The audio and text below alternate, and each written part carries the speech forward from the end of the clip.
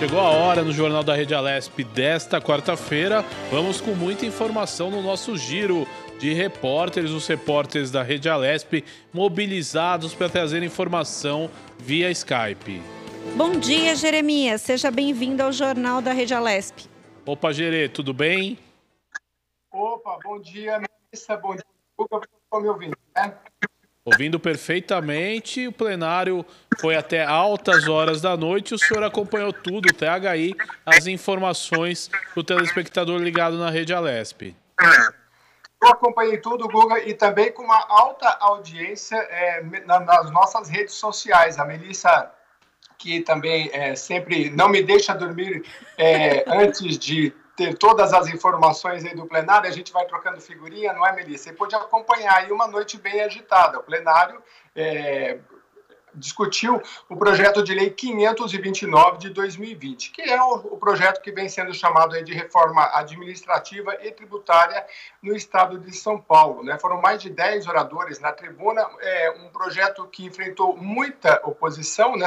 Ele recebeu mais de 620 emendas, embora essas emendas não foram acatadas. O que acontece? Esse projeto chegou aqui na casa no dia 13 de agosto, como ele tramita em regime de urgência, porque o governador tem essa prerrogativa de não colocar o projeto num regime de prioridade, regime ordinário, mas assim, um prazo rápido para ele ser aprovado.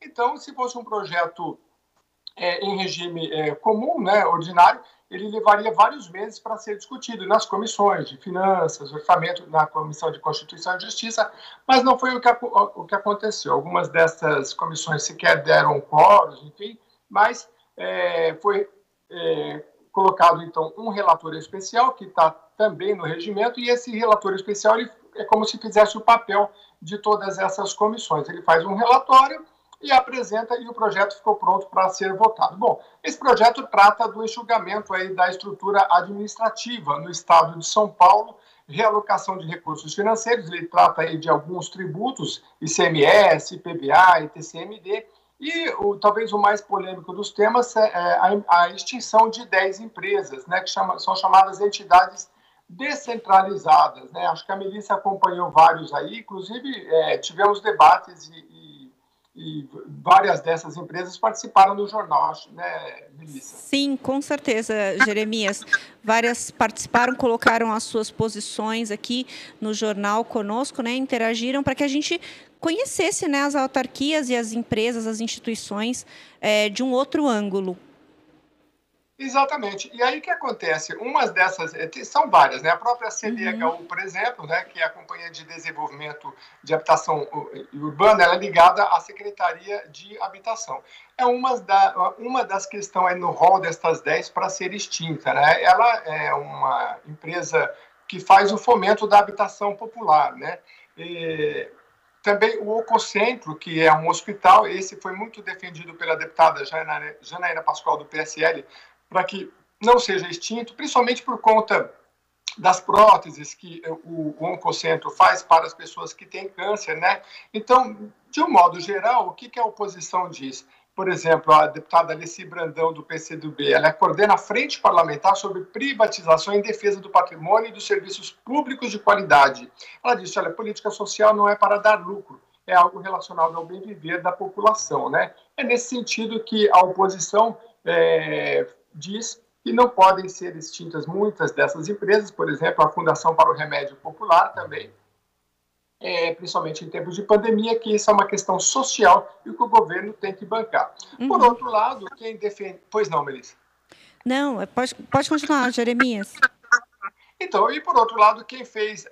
foram vários os parlamentares da oposição contra esse projeto, inclusive deputados do Partido Novo, que é muito favorável ao enxugamento da máquina, também fez críticas a este projeto de autoria do Executivo, de autoria do governador. Quem fez a defesa por parte do governo foi o líder do governo na Assembleia Legislativa, o deputado Carlão Pinhatari, né? Ele fez, inclusive exibiu alguns slides para mostrar como esse projeto precisa ser aprovado, porque, segundo ele aqui, o orçamento para o próximo ano, que nós já vamos começar a discutir aí nos próximos dias ou semanas na Assembleia Legislativa, aqui está em milhões, mas eu acredito que esse slide está errado, são bilhões, né?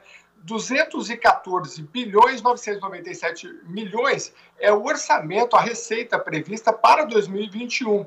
E a arrecadação, se repetindo aqui, aliás, as despesas, repetindo de 2019, ele coloca aqui 225 bilhões, o que daria aí mais de 10 bilhões de déficit no ano que vem, ou seja, faltaria 10 bilhões para o próximo ano no orçamento. O governo pretende, com este projeto de lei, o 529 de 2020, uma economia aí de mais de 8 bilhões de reais, né? Ele apresentou as principais medidas desse projeto, que são enxugamento da estrutura administrativa, realocação de recursos, melhoria da administração tributária.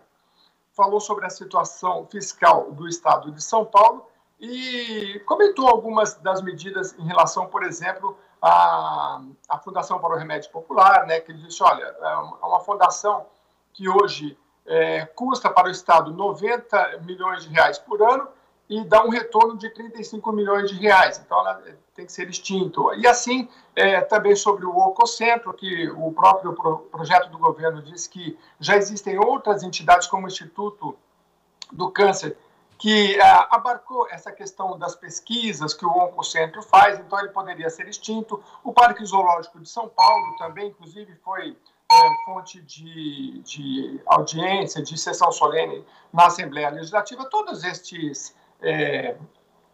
estas extinções foram debatidas, inclusive com muitas iniciativas da sociedade civil, diversas prefeituras. Quem acompanha o projeto de lei 529 de 2020 viu muitas manifestações de prefeituras contrárias a este projeto, entidades como as universidades, né, a USP, Unesp, Unicamp também se manifestaram contra, porque o projeto iria atingir frontalmente aí os recursos, pelo menos em parte aí, sobressalentes, todos os anos, que deveriam ir para o Tesouro direto do Estado, que é o que prevê o projeto. De forma geral, os parlamentares da oposição criticaram muito isso. A falta que, no dizer, por exemplo, do deputado Carlos Gianazzi, de diálogo, de debate, de falta de audiência pública. Um projeto que, no seu próprio regimento, tem 45 dias para ser discutido e votado. A previsão, Guga, é que esse projeto volte para... Já está marcadas, foram marcadas 2 reuniões extraordinárias que começam às 7h10 da noite desta quarta-feira. Eu vou acompanhar também e vou trazer para vocês aí as principais informações.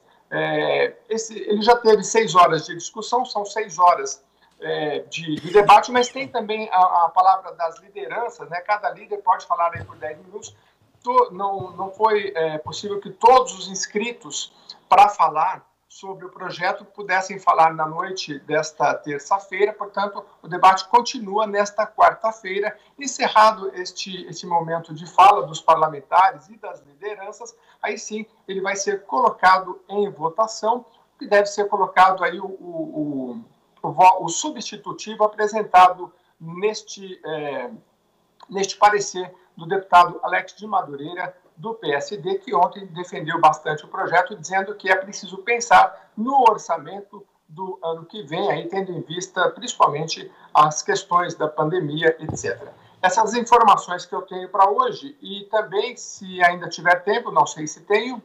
Pode falar, Jeremias. Quero falar um pouquinho da CPI, que a Mel falou para a gente ainda de toda a agenda, e CPI da segurança dos alojamentos dos clubes desportivos. Essa é a primeira reunião da CPI, que o presidente é o deputado delegado Olim, e ela trata da segurança dos alojamentos dos clubes desportivos, né? Começa às 11h30 da manhã, é uma reunião virtual e vai ser transmitida ao vivo pela Assembleia Legislativa, pela Rede Alesp. Essa CPI, ela trata um pouco a motivação do início dela, foi o incêndio no alojamento do Flamengo, ocorrido em 2018, que matou 10 né? pessoas e deixou 3 feridos, né? Ocorrido em 8 de fevereiro de 2019, né? E o que acontece?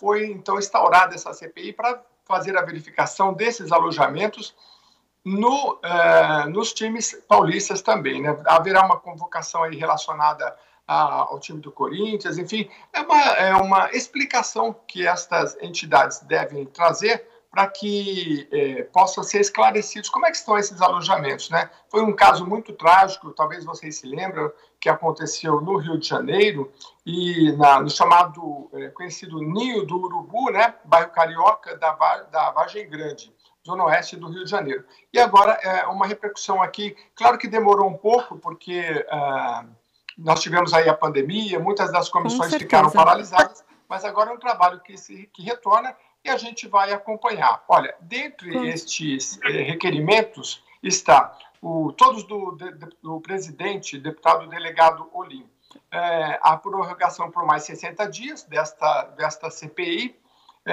o convite ao presidente da diretoria do Corinthians, senhor André Sanches, ou alguém da sua indicação, que seja responsável pelo funcionamento do alojamento de atletas mantidos pelo clube da categoria de base dos clubes de futebol. São vários destes itens que vão ser colocados em pauta hoje e a gente vai acompanhar, Melissa. É isso. Obrigada, Jeremias. A gente vai repercutir ainda bastante aqui hoje sobre o 529. Daqui a pouco o deputado Alex de Madureira vai falar conosco, o deputado Carlos Gianazzi. A gente vai dar aí o espaço para os parlamentares debaterem sobre esse tema, que é importante, que está permeando aí os trabalhos da casa no dia de hoje.